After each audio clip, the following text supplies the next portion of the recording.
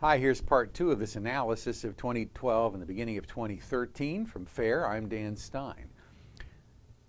The Democrats are taking advantage of an opportunity that had been left by the vacuum created by the Republican leadership, or lack thereof, on the immigration question. Democrats are rushing to defend their amnesty position in the Senate. Chuck Schumer, who's a very shrewd political operative, is pushing a series of bills designed to try to illustrate that Republicans won't pass amnesty and therefore, in his view, are somehow anti-Latino. This cynical strategy includes bills that have contained historic fraud, high levels of fraud, and continues the pattern that we've seen from people like Senator Schumer and Senator Leahy over many years of passing immigration benefit bills without regard to the integrity of the system or the probability of massive fraud. They're continuing these patterns again today. The Irish amnesty, the provision of women against violence visas and others are ripe with fraud opportunities and provide special fast-track treatment without proper investigation and, frankly, even a policy justification. The fact is, anything that Chuck Schumer does at this stage of the game is likely to be calculated to influence the 2012 elections, and I think we all know that. But the standpoint of public policy is very important as well, and when there's no opportunity to check for fraud, when we are continuing a system that is completely dysfunctional and no longer working properly, enacting legislation of this nature is not only irresponsible, it's unconscionable.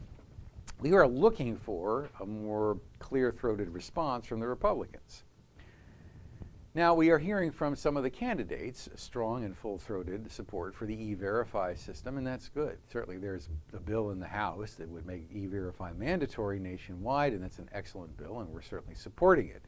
We want to see some provisions of it corrected on the preemption because we think it's important for states to have their say in these important policy areas. But nevertheless, Lamar Smith's EVerify bill is basically a very good bill. But after that, the pickings get a little slim. Smith also has the HALT Act, which challenges the administration's assertions of unfettered authority. But we have not had the kind of state and local cooperation legislation that would help overcome the Obama administration's attacks on Alabama, Arizona, Georgia. The list goes on and on. We would like to see a strong, robust response, particularly in the House, but also the Senate, to the importunings of states to get the Congress to go ahead and support what they're trying to do in making sure states get cooperation and immigration enforcement help.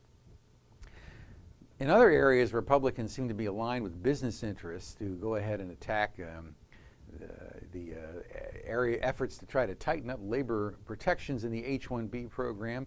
This is a skilled labor non-immigrant program that's also rife with fraud and has been undermined by lax administration and strategic efforts to delegitimate its original intent.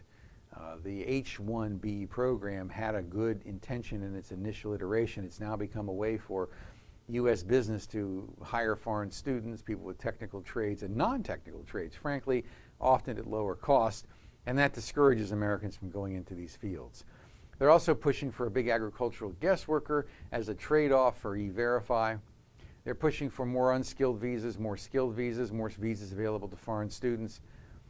In general, this kind of ambiguous mix where Republicans in the Congress seem to be pushing all these various special interest programs makes it hard to carry the single-minded message of important enforcement and immigration reductions through this period of time. Now, I would have thought that after the 2010 election, where state and local enforcement was really issue number one or issue number two in that campaign, help Republicans retake control of the House, that there would have been a very strong interest in trying to build on that momentum. But apparently John Boehner and the U.S. Chamber of Commerce, that seems to hold sway, don't want to address these issues. Now, Mitt Romney, as I say, has been pretty strong on the issue, Rick Santorum and others.